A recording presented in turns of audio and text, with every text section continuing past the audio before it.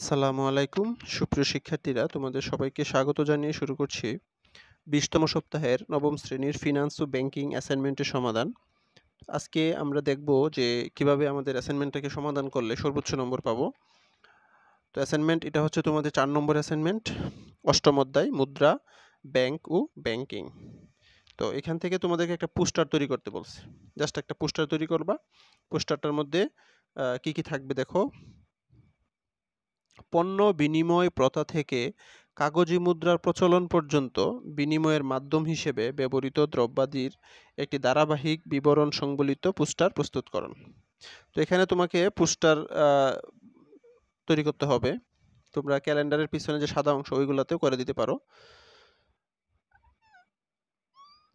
তো এখানে আমরা মূল অ্যাসাইনমেন্টে এখন যাব।